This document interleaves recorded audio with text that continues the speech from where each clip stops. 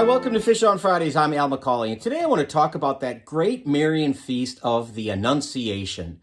The Annunciation is, of course, when we remember the angel Gabriel coming to Mary and exclaiming that she is full of grace, Hail Mary, full of grace, and that she's favored with God, and announcing that she will give birth to Jesus, the Son of God, who will take away the sins of the world.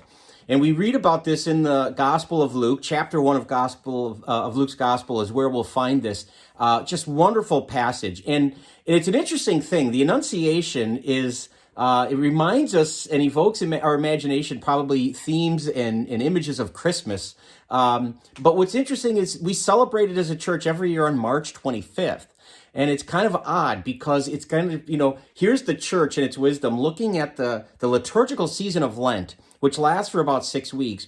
And it's a very Christocentric season. We're very focused in on Jesus and his suffering and his passion. And we have the Stations of the Cross. And we know it's going to culminate with the Triduum, with the Last Supper and the washing of the feet on Holy Thursday and the suffering and death on Good Friday. And then, of course, the resurrection on Easter. So in this season where we're really almost hyper-focused on Jesus, the life of Jesus, especially the suffering and death and resurrection, here, the church in its wisdom plops this major Marian feast, March 25th, into that season. And I just think, wow, what brilliance that is, because it's never a bad thing to be reminded of Mary. Mary, if you're thinking of Mary, you're thinking of Jesus. And, Archbishop Fulton Sheen always said that Mary points beyond herself to her son, but they're always so closely connected. But I think this is the lesson. If we remember the lesson and the story of the Annunciation, when the angel comes to Mary, here's this girl, 14 or 15 years old, and she's betrothed. She's not yet married, but she's basically engaged, and she's told she's going to become pregnant. And now think about everything that's how that's going to change her life, and how she's going to explain that to Joseph.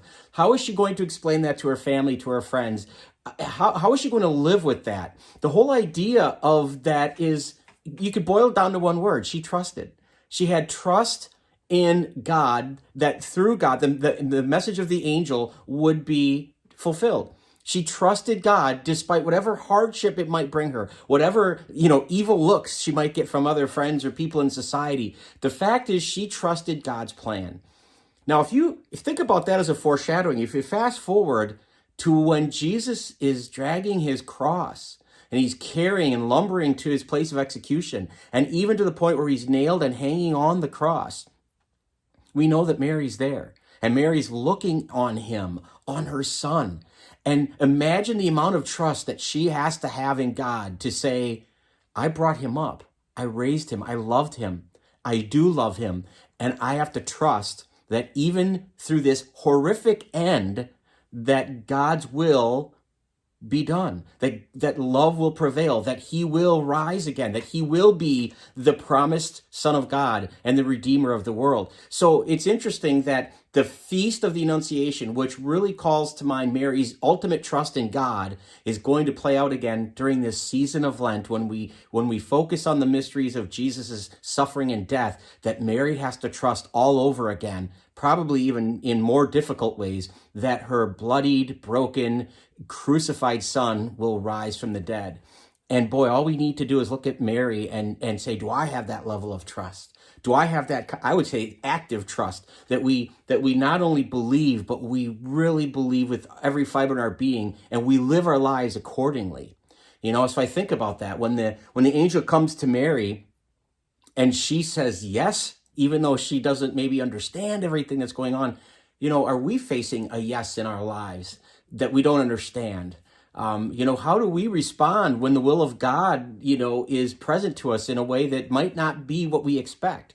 It's something to maybe take to prayer and to think about. But over and above all of it, to never forget that Mary is that ultimate model of hope and love, but certainly of trust. And her trust in God's plan from the beginning all the way through the end didn't waver. She kept that faith. She kept that trust. And that's something that is a wonderful model and example for all of us. Thanks for watching. I hope this has been helpful. If you know or love somebody who knows or loves Mary, you might want to share this content with them because it's a great message. It's a great story, the Annunciation. It's a hope-filled message. Either way, would love it if you would subscribe to our YouTube channel and watch us on Facebook. But either way, thank you for tuning in every Friday for Fish on Fridays. Until next time, please be good to each other and God bless.